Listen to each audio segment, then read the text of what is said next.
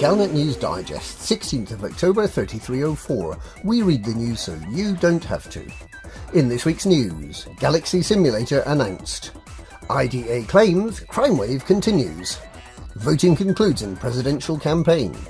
Close encounters with the Spirograph. Rugged rubber tool dropping soon.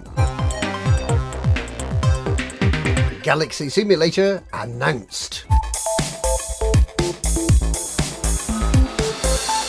The Pilots Federation has this week announced Galaxy Simulator 3.3, a full-scale replica of the Milky Way galaxy inside a computer. Said to be indistinguishable from the real thing, it'll give commanders a chance to try out new systems and interfaces before they're made available for sale by their respective companies.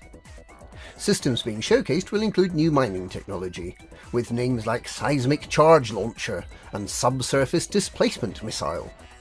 A new exploration discovery scanner that allows whole systems to be charted and signal sources found without having to leave the warmth of the star. Surface probes to fully map individual planetary bodies and their rings, as well as playing snooker trick shots.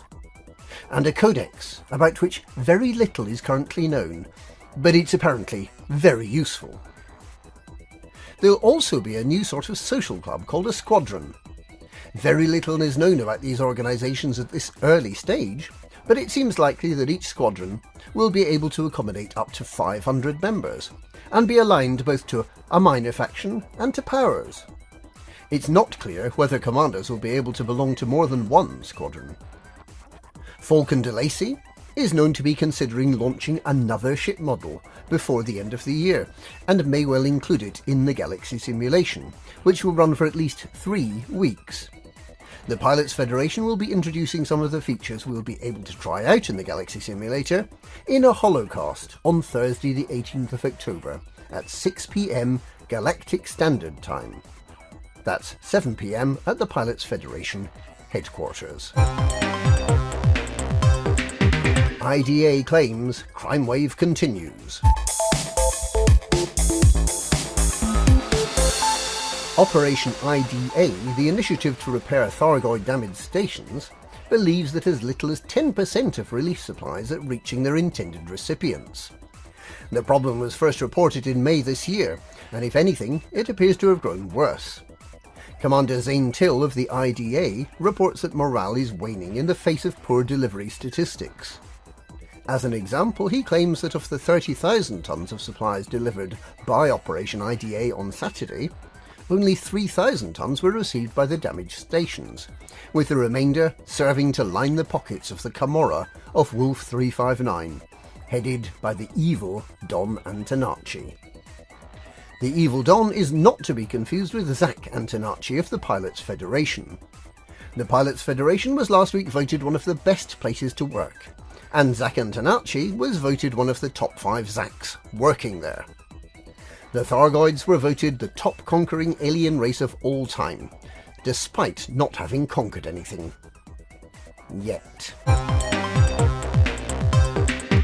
Voting concludes in presidential campaign. Voting concluded today in the Alliance presidential election. Following the unfortunate death of pro-business candidate Fazia Silva last week, the contest is a 2-horse race between incumbent Gibson Kincaid and Elijah Beck. Kincaid wants to impose his firm authoritarian leadership style on the Alliance, with sweeping constitutional changes to give the President executive powers. Beck seeks to expand the Alliance into new systems by working with local communities. The Alliance still uses traditional paper ballots to counteract the risk of fraud. The count is underway, and results will be announced later this week. Close encounters with the Spirograph.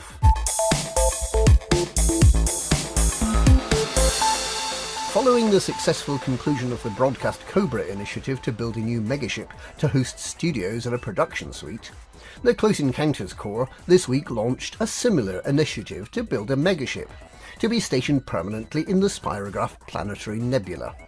Conveniently close to Barnard's Loop, the green Spirograph nebula is caused by the outer envelope of O-class star BD121172 escaping, as the star rapidly loses mass as it runs out of energy. The Close Encounters Corps hopes to use their new megaship as a base from which to explore the surrounding systems and nebulae. They hope to build the megaship entirely out of recycled muon imagers, whatever they are. Rugged rubber tool dropping soon. Maddox Hurd, CEO of Herculean Machines, has reported that his company's Dura Drive has entered mass production, following cash injections from Rackham Capital Investments and other funding sources. The Dura Drive received backing from the galactic community and was awarded a rosette for Best in Show at the Rackham Ultratech Expo. Hurd thanked those who had backed Herculean and said it confirmed his belief that what the galaxy needs more than anything is a reliable rubber tool that's tough enough to handle anything. Some naysayers are doubting the need for the Dura Drive. Who needs another tool when we already have the Orca? And that's this week's Galnet News. Galnet News, we read the news so you don't have to.